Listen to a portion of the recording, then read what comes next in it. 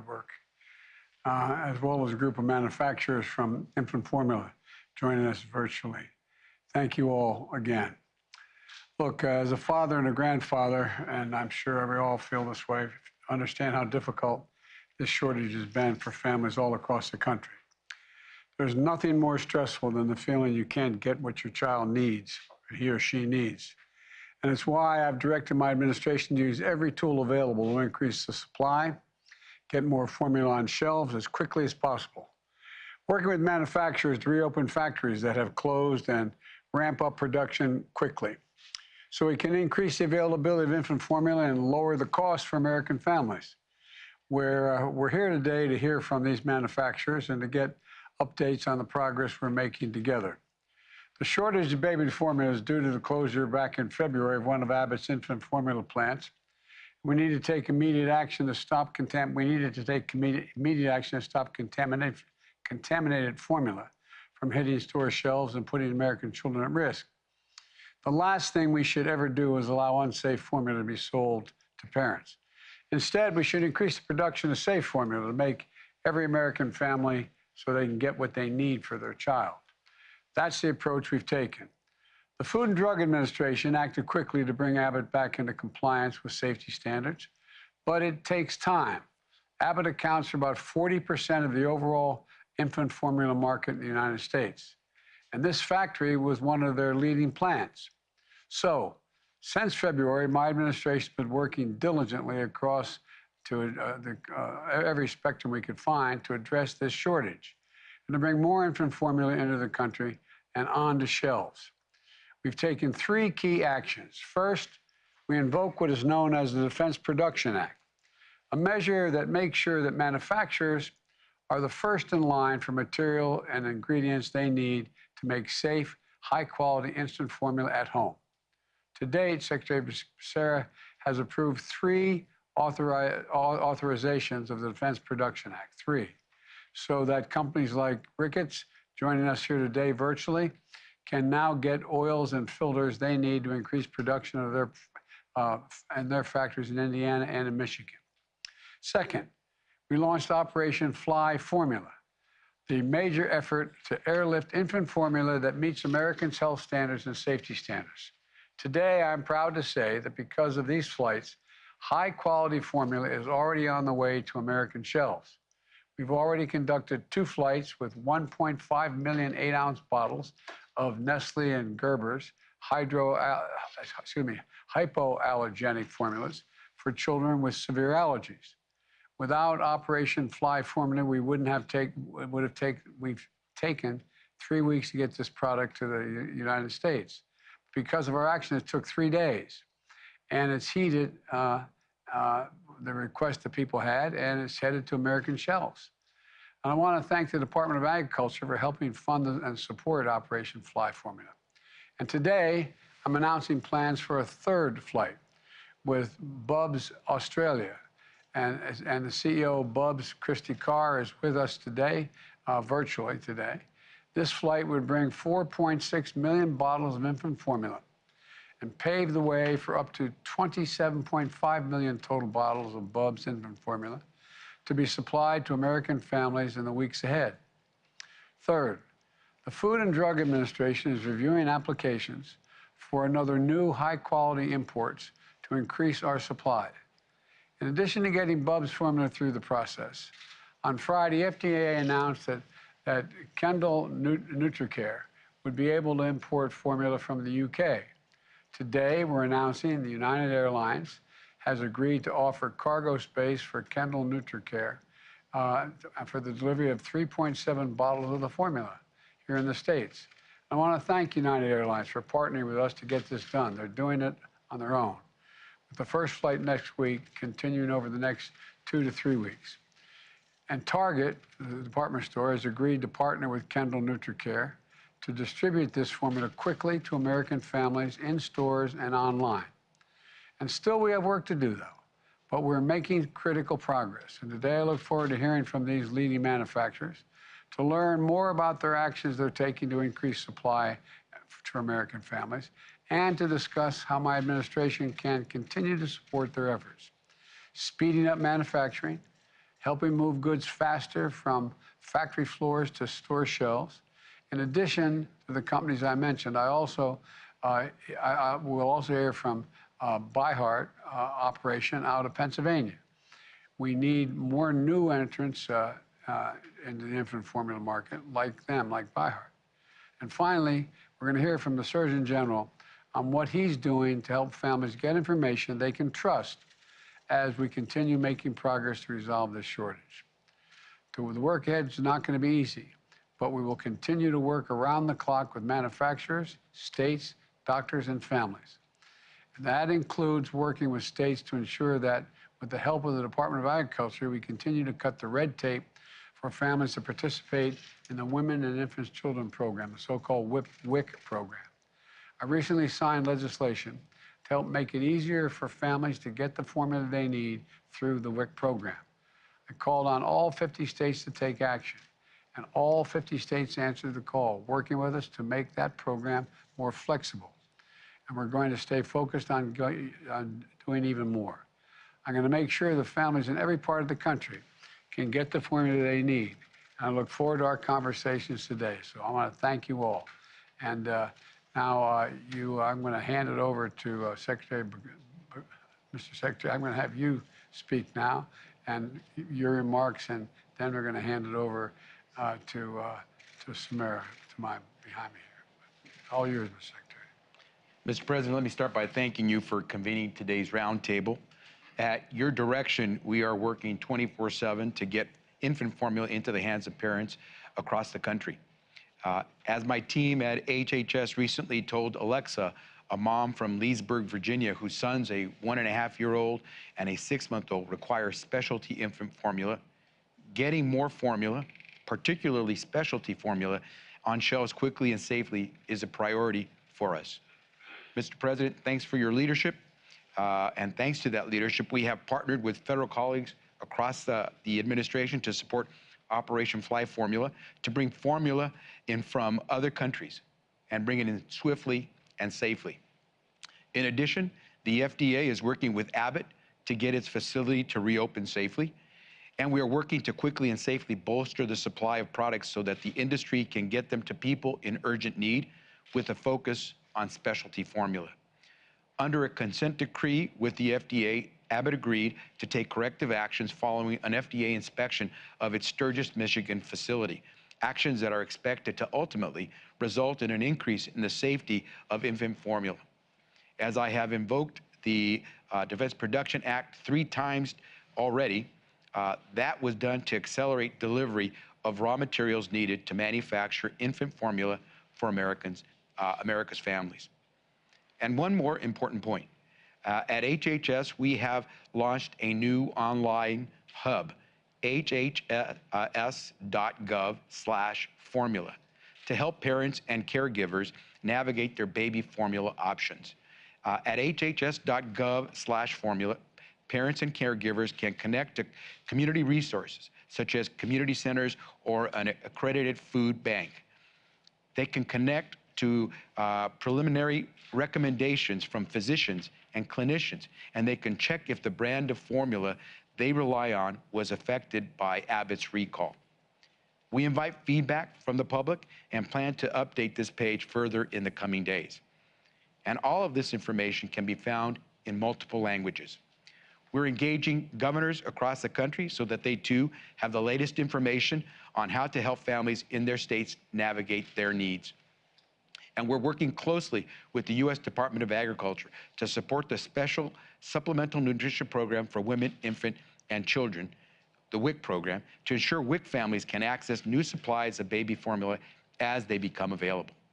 We will keep working 24/7 to make sure parents have the infant formula they need. But remember, HHS, FDA, USDA, we're not manufacturers. We need infant formula manufacturers and the industry as a whole to keep stepping up and working with us. As you've made clear, Mr. President, only together can we solve this challenge and get families the infant formula they need. And with that, let me now turn to Deputy Director Samira Fazli for her comments. Thank you, Secretary Becerra. Thank you, everyone, for joining us today. We What we'll do now is turn to the manufacturers and get some updates. We last spoke to you in mid-May, heard about the work you were doing, building upon a lot of the work that the administration had been doing diligently since February. But I want to begin with Robert Cleveland. And since we last spoke to you, we've now invoked the Defense Production Act and want to hear how the Defense Production Act is enabling Reckitt to speed up its production of infant formula. Sure, I'd be happy to address that, and thank you for convening this roundtable.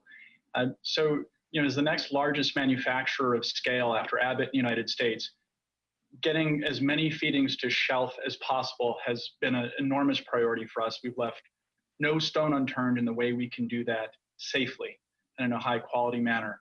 And since the recall event occurred, there are a number of actions we've taken. First and foremost, our plants are running 24/7 with unlimited overtime. We've optimized our portfolio to focus on those products that move through our plants the fastest. And we've worked with our retail and our distribution partners to ensure that our trucks are getting to distribution centers and prioritized with our retail partners like Walmart and Target, Kroger, such that our trucks are unloaded first and feedings get to shelf faster. Because it's not just about more, it's about how much more we can put at shelf. And since the recall began, or since the beginning of the year, we have been able to increase the amount we've put to market by over 30% and to do it 40% faster. To dimensionalize that a little bit more, that's about 211,000 more infants that we're feeding after the recall than before the recall. But to address your question directly on the impact of the Defense Production Act, when we spoke to the White House middle of last month, there were a number of very rapid actions that the government took, and we're very appreciative of them. Part of it is the Defense Production Act. We have been the beneficiary of one implementation of that got us some essential oil to our manufacturing process. But there have also been calls from staffers from the NEC and HHS to other manufacturers who supply to us. And those calls alone have been helpful. And because of those calls, because of all that's been done, we now have a production schedule in June where we're looking to produce 40 million feedings per week. And that's because we have a special response or a special and temporary responsibility to produce more than half of the infant formula in the US. And our employees are dedicated to meeting that responsibility. And in fact, over Memorial Day weekend, worked to produce another 5 million feedings at our plants in Michigan and Indiana. And they couldn't have done that without the efforts to get us more inputs through the DPA and the efforts of the staffers at HHS and NEC, and we're deeply appreciative. But the other thing I wanted to lead to is that we can do even more. And so we have a unique opportunity with our brand Enfamil, which has fed generations of infants in the US and is the most trusted by pediatricians and mothers. And with that unique position, we've submitted applications to the FDA to bring formula in from our world-class facilities in Singapore and Mexico.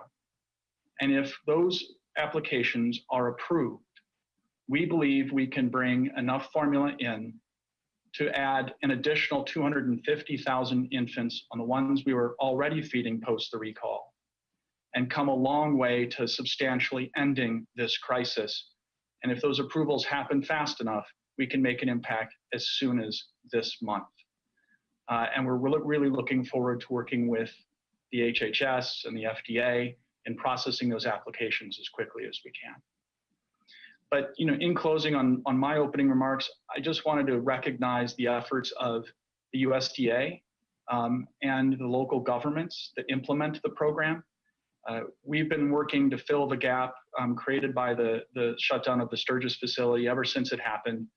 And the flexibility of the administration of that program has allowed manufacturers like ourselves and our retail partners to be able to put product at the shelves that WIC participants can more easily access. And since they are the most vulnerable in our society, I just want everybody to know those efforts have been fruitful, meaningful, and I know we're feeding more WIC participants because of them. So thank you for the efforts from the government, the USDA, to improve flexibility in that regard. And if there are other questions later, I'm happy to answer them. Robert, I'd like to ask a question, if I may. Tell us about what changes you've made to move the formula faster from your factory to the floor shelves. I mean, what you talked about the trucks and about priorities. Are there other things you've done as well? Yes, sir. So typically the way our process would work is we would make our product, it would go through its normal quality release checks, be released into a system that then eventually becomes visible to retailers to order from. What we've done now is to make sure that every retail partner we have is aware of the moment that product is released from quality, their order is waiting for it, the truck is booked to ship it to their facility, and once it gets to their facility, it's prioritized among all the other deliveries that they receive to get to shelf as fast as possible. And again, those changes in totality, we believe we're now delivering product to market 40% faster than we were prior to the recall. And again, it's partnership up and down the line, sir. One last question. Did you, and I'm going to ask this to your other colleagues, did you anticipate that the closure of the Abbott facility, because it was not producing the quality that was necessary, that would have this profound an effect immediately? Or did it take a little time to? I think, no, sir, we were aware of the general impact that this would have. And so from the moment that recall was announced, we reached out immediately to retail partners like Target, Walmart, to tell them this is what we think will happen. And this is the inventory we have on hand right now. You should order it. And any inventory in your distribution centers should be pushed to shelves as fast as possible.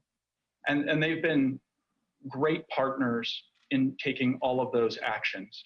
And then, of course, as the recall has gone on, more specific impacts have been felt, and we've learned and adjusted to those as well. But no, we knew from the very beginning this would be a very serious event. I met early on with those CEOs, and they were trying to figure out how they could move quickly, and you've been very helpful, so thank you. Thank you, Robert. Thank you, sir. Thank you. Thank you for that. 40% faster is incredible, and just a testament to the work that you and your team have been doing with all your partners. Tarun, I'm going to turn to you next.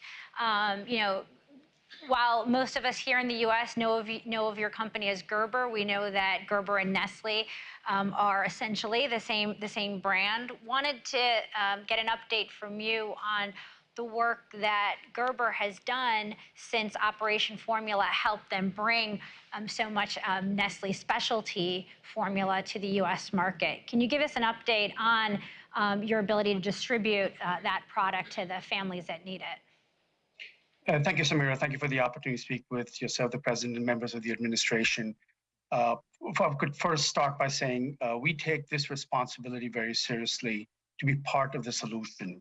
And in fact, without overstating it, at Gerber, we feel this is our national duty.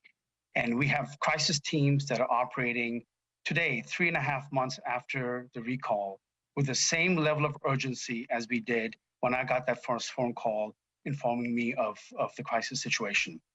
This is demonstrated by our factories that continue to run 24/7. We have, in fact, from our domestic demand, increased 60% additional supply to the marketplace since the recall.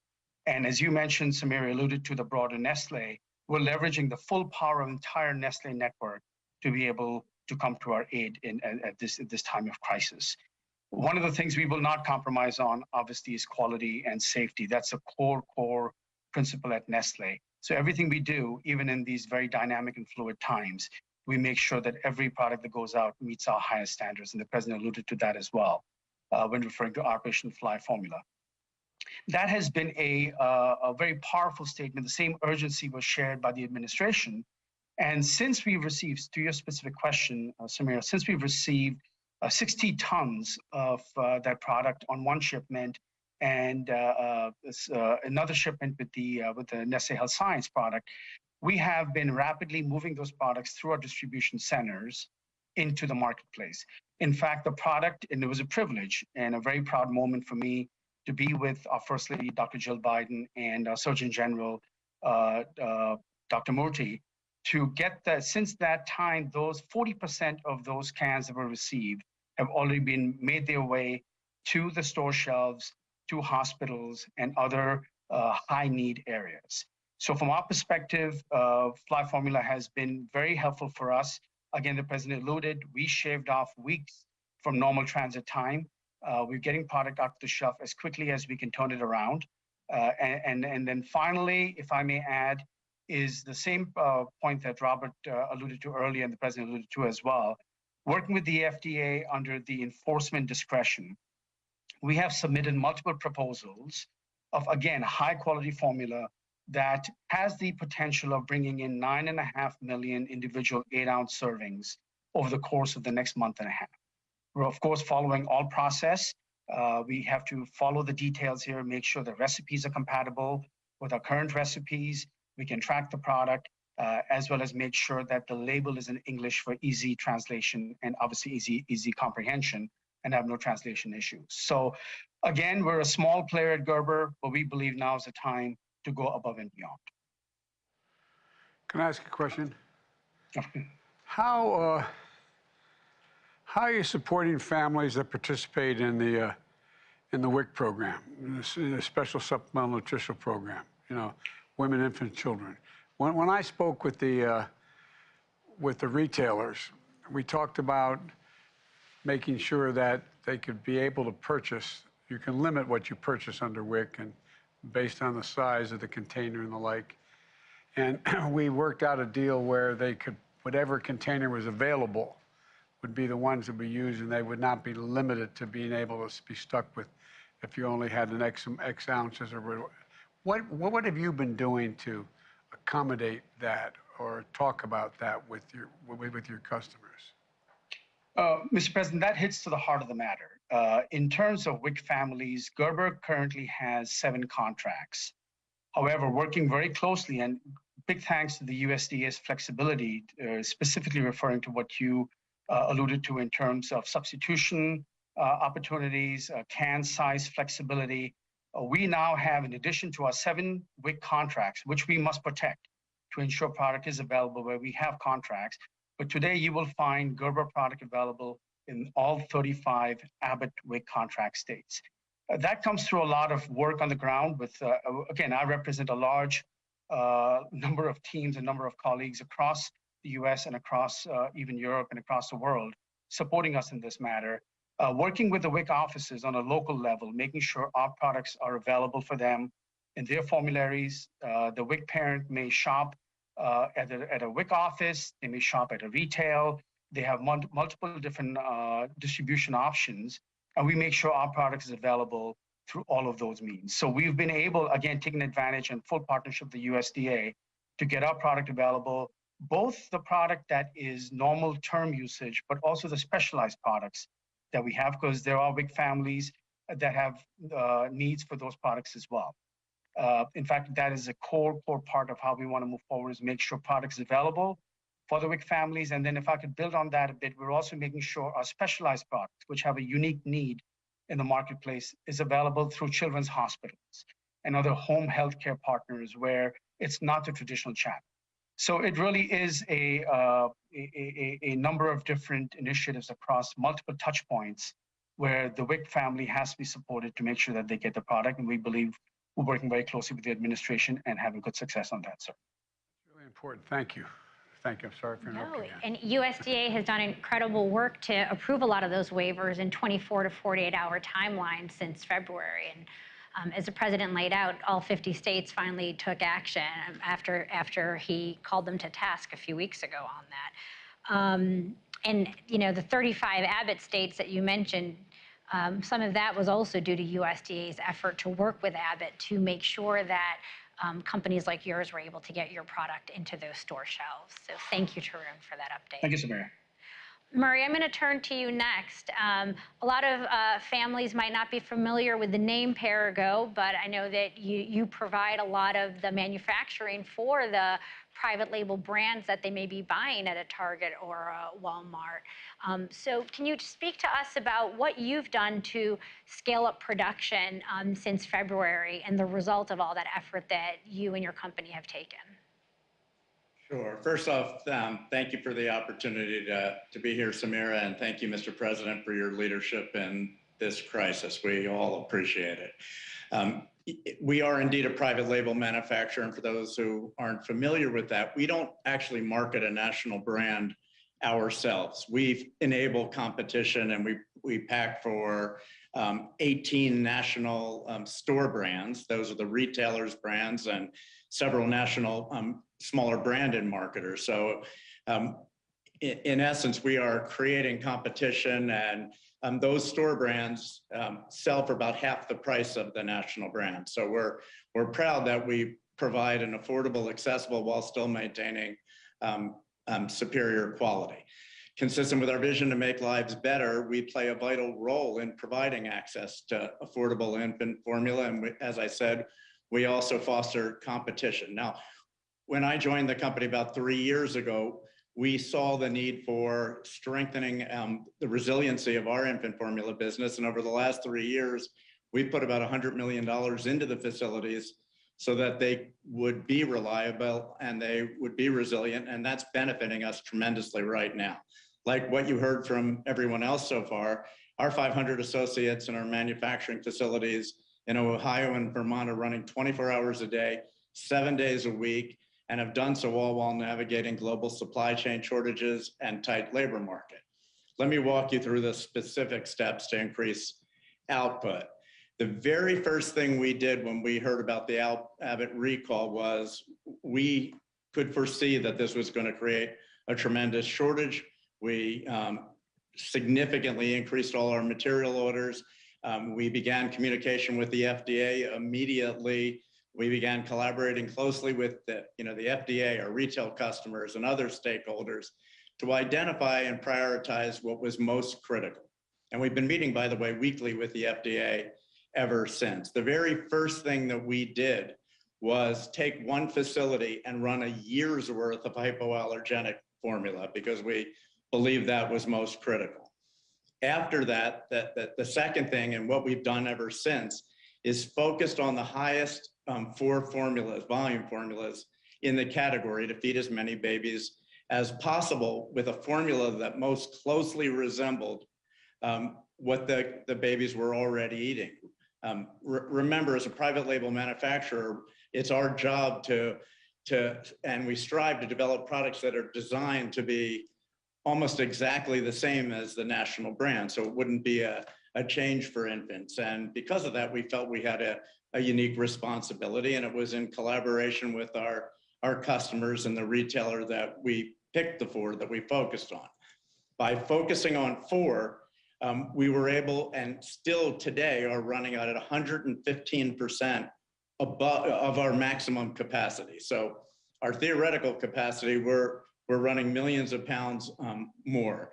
And in the 4 months of 2022, our output is up 32%. That is, we shipped 32% more product than a year ago through the combination of that higher output and the use of the safety stock inventories we had. That's gigantic for us.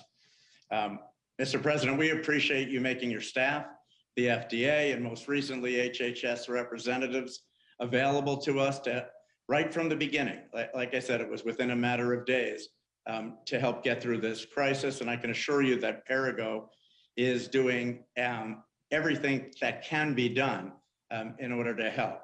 We are well prepared. We are not having supply problems. We are not having supply issues. We are running full out and will continue to do so for as long as needed.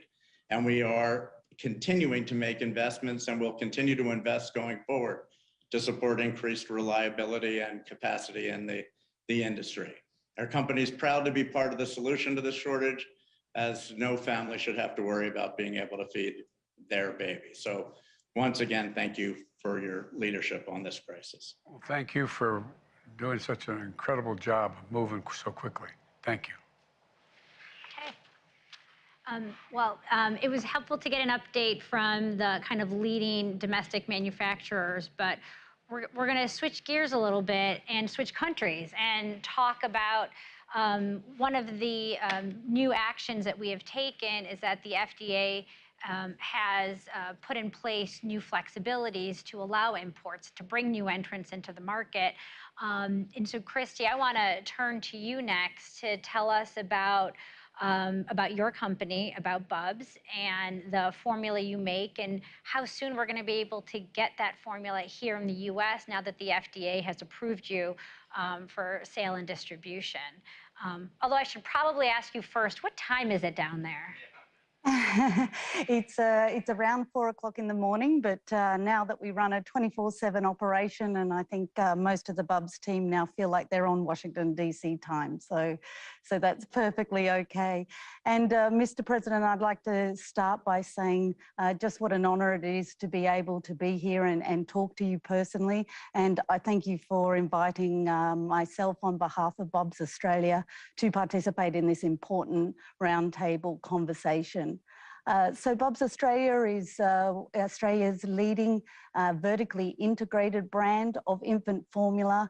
I first founded the business 17 years ago when my first daughter was born. And over those 17 years, we have been nourishing children, both here in Australia and in the 10 markets that we export, over 1 million babies without incident. We are very passionate about feeding the next generation of children with clean, safe, and reliable infant nutrition products. So we already sell our Aussie Bubs toddler milk formula products in the United States in many retailers across the states. And as we've started to see this infant formula shortage unfold, and I've visited the States a couple of times already this year, we knew we wanted to help. I'm sitting here in our Bubs Australia facility in Victoria, the dairy capital of Australia. It is a FDA approved facility, and we had already started the journey for having our 3 lines of infant formula products approved for export into the United States. We knew that our products already met the FDA nutritional requirements, so we made contact with yourselves, with the administration, and with the FDA. And I am very pleased to be able to now be in a position where we can help the situation. And I commend you, Mr. President, on being able to bring government and regulatory and industry together to help solve this problem as one collective group. Obviously, logistics and moving this quantity of infant formula in a short period of time is complex. And I'd like to take this opportunity to thank you for including Bubs Australia in Operation Fly Formula. So that as you mentioned, the White House has announced today that we are now in a position to fly our first 2 air cargo carriers over to the United States. We will be sending 2 planes full of our infant formula products next week, with the first plane leaving on June 9 to fly into Pennsylvania, and the second plane leaving on June 11 to fly into California. Across those first 2 planes is about 380,000 pounds of infant formula, or the equivalent of 4.6 million standard 8-ounce baby bottles. We are now working alongside the HHS to determine when the first possible time is to bring in the next 2 planes, and we plan to do that in the coming weeks. So our strategy around distribution is to be able to initially put our products into the distribution centres on both the West and East Coast.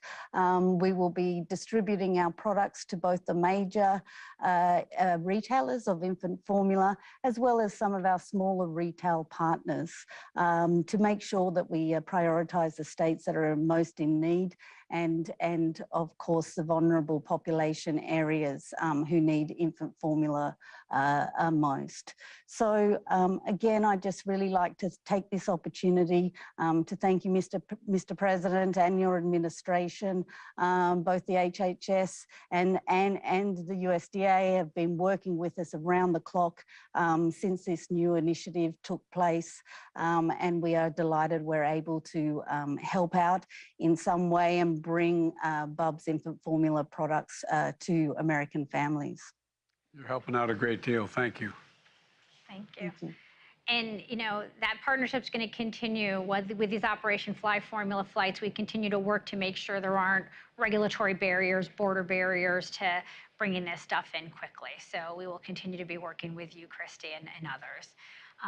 Well, let me turn it next to Ron, because it's not like new entrants are only sitting overseas. There's a lot of entrepreneurs and innovators here in the U.S. So want to hear from you about how your company was recently able to receive FDA approval and the steps that you're now able to take to ramp up production as one of our kind of first new companies in this space in a long time. Although I should also say, like, you may also not know what time it is, I hear, because I hear you may have a new entrant in your family as well. So thank you for joining us despite being a new father, I think, as of last week.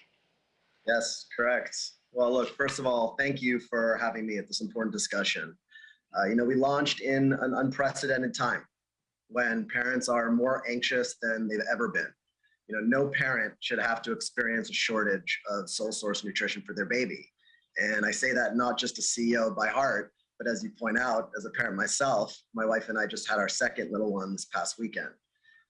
My co-founder and sister, Mia Funt, and I started By Heart 6 years ago to translate major advancements in nutrition science and breast milk research into infant formulas that are the most wholesome and functional alternative to breast milk. You know, all parents deserve to feel proud in how they feed their babies. With By Heart's launch earlier this year, we became the first new infant formula manufacturer to be registered with FDA in this country in over 15 years. We started this work, you know, well before a shortage, with a motivation really to innovate. And we're grateful to the Biden administration and this FDA, it's kind of recognition for the need for new manufacturers. You know, with our launch, this became the first administration and FDA to register a new infant formula manufacturer in over 4 administrations. Having been immersed in this category 15 years, we knew full well the barriers to entry we were up against. You know, infant formula is appropriately the most highly regulated food in the world, and the consolidated supply chain makes it nearly impossible for new entrants. There were just 4 companies that manufacture infant formulas. 3 of those dominate 90% of the category.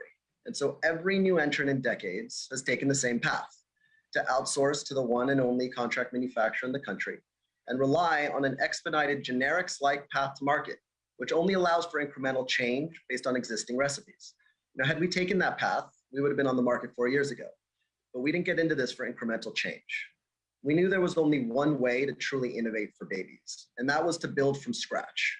And so we acquired and built manufacturing in Reading, Pennsylvania. We directly sourced all our ingredients to ensure we have complete oversight and highest quality. And we brought together the world's experts to completely rewrite the recipe and conduct the largest clinical trial from a new brand in 25 years to clinically prove our benefits. That's why it took us 5 years and not 1. Well, now we are just one of 5 companies in this country that manufacture infant formula, and we take that responsibility very seriously. Just 2 months into our launch, which saw unprecedented demand, pacing at 15 times our most aggressive projections, we are investing heavily into initiatives here at home in the US that can enable an additional over 500,000 new babies to be fed and put us in a position to feed some 15% of new births. We're investing heavily into Reading, Pennsylvania, with a new $30 million investment. We're hiring relentlessly, adding a whole new shift. We're already working 24 hours a day, 5 days a week. We're in process of moving to 24/7. Within days of the enforcement discretion policy being announced, we had 2 submissions into FDA to expand our manufacturing footprint and accelerate fulfillment to get parents formula quicker, all here in the US. We're throwing everything we have at this crisis, but we can't do it alone, and we're grateful for the support we've received to date from the Commonwealth. Mia and I are in this moment ourselves. Mia's 3rd baby, Simone, is 10 months and actually drinking by heart, and my wife and I just had our 2nd this past weekend. So we know personally and professionally that this country can never be in a situation again where one company has a recall and 40% of the country is without infant formula. And the only way we ensure that doesn't happen again is to invest in new domestic manufacturing, diversify the supply chain, and create that ecosystem for innovation in infant nutrition here in the United States. So that's what we've done, and that's what we plan to continue to do. Good luck with the new babe, old buddy. Thank you. Thank you for that. I will say, as a parent myself, hearing the kind of rigorous standards that the FDA has in place to bring new entrants into the market is reassuring, and shows how we have this science-based policy here to make sure that the formula that's available for families, whether it's through new imports or through new domestic entrants, is safe and healthy for families to have. Now that we've had that update from the manufacturers and have a sense of how production is increasing, how new entrants and new supply is now on its way and already making its way to store shelves, I want to turn to have us talk a little bit about parents and what they're going through right now. Again, as a parent myself who had a child who was on a specialty formula and pretty recently weaned, know that the administration has been taking a lot of steps to work with families to make sure they're getting the support they need to make their way through this crisis. So I'll turn it over to Kristen. Great, thank you so much, Samira, and thank you to all that you all are doing as manufacturers to bring new supply to market and help us serve American parents. But as we heard from all of you, this is just an incredibly challenging time for American families. I too am a parent, and I'm expecting my 2nd child at the end of this month. And we know how difficult and how scary this time can be for folks. Dr. Murthy, you have been talking to parents and doctors across the country about the challenges of this moment. Can you tell us a little bit about what you think the key messages are that parents need to hear who are worried about finding formula for their families? Absolutely. Well, thank you, Kristen. And yes, talking to communities, our public information efforts have been a key part of this overall effort. I just want to say also a thank you to everyone who has joined, the manufacturers from around the world, really. This has been a team effort. And President Biden, thank you for making this a priority and for instructing everyone in this administration that no stone should be left unturned in solving this problem. Our military service members have moved mountains to make sure we can get formula to shelves here, and our departments like HHS, DOD, USDA have also just pulled out the stops to increase production. All of this has made the progress possible that we've seen today, but we're not going to stop now. Because a key group that's been involved in these efforts has been community groups, doctors and nurses, medical nursing organizations, community institutions, which have stood up to help reassure patients and get them accurate information. And I want to thank those groups because we are really pulling together in this crisis. To all the parents out there who might be worried at this point about the food supply for your child, there are a few key messages I'd like to share with you today. The first is to know that while we are moving fast and pulling out the stops here, safety is still our priority. We are bringing in formula from abroad, but only formula that meets the FDA's gold standards for safety. The FDA knows how important those standards are, takes its responsibility to provide safe formula to families very, very seriously. The second point I want to share is that for safety reasons, we are recommending that there are certain things that you not do, like water down formula or make formula at home or use toddler formula for infants. I can absolutely understand why people may consider some of these options, but the FDA does not consider those safe at this moment, which is why we're not recommending them. The third point I'd like to make is that it is okay to use a different brand of formula if the one that you're used to isn't on the shelf. And look, as a parent whose child is recently on formula, I know how scary it can feel sometimes to switch brands of formula. But the key thing to know is that if you find formula on the shelf, it is formula that has met the FDA's standards for safety. So that is the good news here. And the last point I want to make is that if you're a parent out there who's worried about food for your child, I want you to know that we are right here with you. We are standing alongside you, and we are not going to give up until this challenge has been met, until every parent has the formula they need for their children. We're going to continue to pull every lever that we have. And I want you to know that we approach this not just as public servants, but as parents as well. This is very personal to many of us who are parents or grandparents. And you've heard that already from the folks here today. This is a few years ago, my son was on infant formula. And I can just imagine how I would have felt if that formula had not been available to him. So I just want people to know that while we have made progress in increasing production, while we've made progress in bringing supply in from abroad and taking steps to reopen the plant that was closed in Sturgis, that the company is now working to get back into production, we are not going to stop until every family has a formula that they need for their children. That's our commitment to the public, not just as public servants, but as parents ourselves. So I'll turn it back to Samira. Thank you. Mr. President, I'll turn it back to you. A few weeks ago when we met with you, you told us pull every lever, find new levers, do what you can do to solve this challenge because it was weighing on families, and it was important that we showed people what the government can do when it kind of is put to the test and brings everyone together. So since then, HHS, the USDA, the U.S. Department of Agriculture, the FDA have continued to pull together, working closely with manufacturers, as you've heard. We've brought some new ones to the table. We've worked closely with states. We got all 50 to take action, and we continue to work closely with the retailers to kind of answer your charge. But I would turn it back to you now that we've given you this update on where we've gone and where we're headed. Well, I'll be very brief. Look, I used to have a friend, and Vivek's heard me say this before. He used to say, you got to know how to know. You got to know how to know, meaning that we need, what I've found as parents come up to me in the street and I talk to my family about it, and I don't have any infants in my family. I have a 2-year-old grandson, but he's beyond that. And but there's a lot of kids in my family, and people will come up to me at church or wherever, and they want to know whether or not, even though they're not on a particular formula, that can they switch a formula? Because they hear about all the safety requirements, Doc, and you talk about it a little bit. You let people know that there are things, there are options within even the limited supplies that are occurred, or you may not have the exact brand you used before, but another brand is in fact able to be used. And so I think that that's an important thing because the anxiety that men and women have, mothers and fathers, grandmothers and grandfathers with infants, is pretty profound. No one ever wants to make a mistake. And so I think part of it is just relieving a little bit of the anxiety.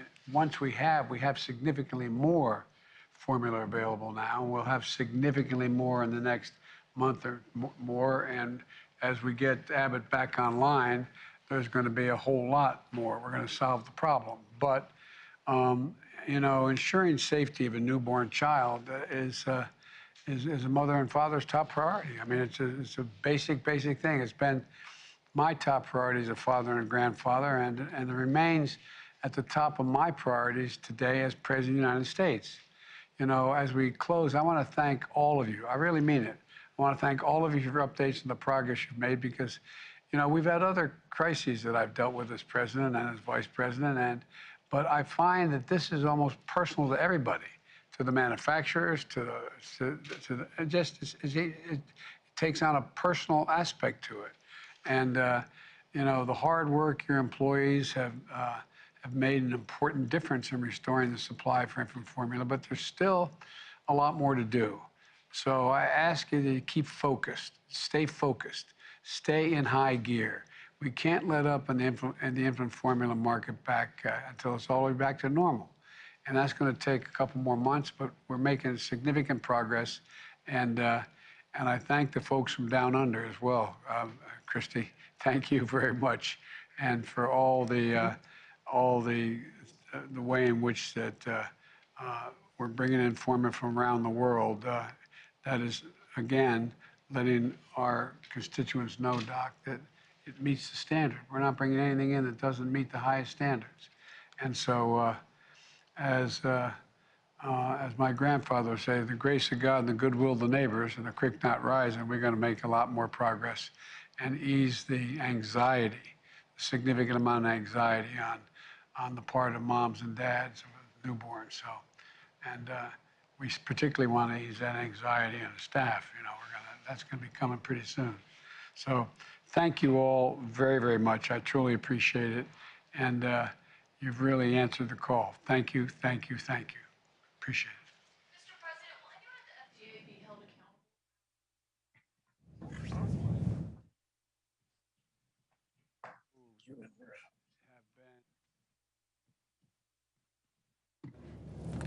Thank you all. Have a nice night. Thank you. Okay. The question is whether or not there was this could have been moved quicker. You know, the question you always on every single thing, why didn't you act sooner? Well, I don't think anyone anticipated the impact of the shutdown of one facility in the Abbott facility. And it was accurately shut down because the formula was questioned in terms of its purity. And so once we learned of the extent of it and how broad it was, we kicked everything into gear. And I think we're on the way to be able to completely solve the problem. But Mr. President, they knew it immediately. Didn't the CEOs just tell you that they understood it would have a very big impact? They did, but I didn't. When were you aware? The FDA have been more aware of that when they took months to conduct the inspection, to interview people at this plant after the complaints were made, and then only shuttered it in February? Well, the real problem occurred when it got shuttered. So you're saying they should have anticipated it would be shuttered. The answer is, well, here's the deal. I became aware of this problem sometime after April, in early April, about how intense it was. And so we did everything in our power from that point on, and that's all I can tell you right now. And we're going to continue to do it till we get the job. What about that facility? Is it going to be open on Saturday? Mr. President, on another topic, gas prices. When are gas prices going to start coming down? Record high today. Record high. It could be higher. We're able to keep it from going higher. But look, there's a lot to do. We're in a situation where, you know, because of a war in Ukraine, gas prices and food prices are extremely high. For example, we got millions of tons of wheat that is not able to get out and get to market, causing everything from a loaf of bread to cost so much money to food shortages all across the world. And so we're trying to work through, you know, a war. We're trying to work through how we can get that harbor opened and get the, you know, tens of thousands of tons of grain that are there. The same with gasoline.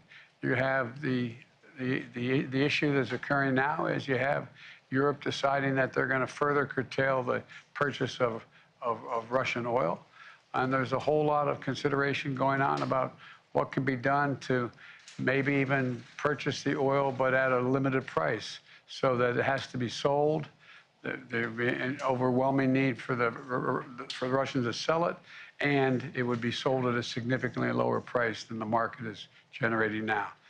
There's a lot going on right now, but to be able to, you know, click a switch, bring down the cost of gasoline is not likely in the near term, nor is it with regard to food. But here's one thing we can do. Look, I'll talk about this a little bit tomorrow, and I'm going to stop.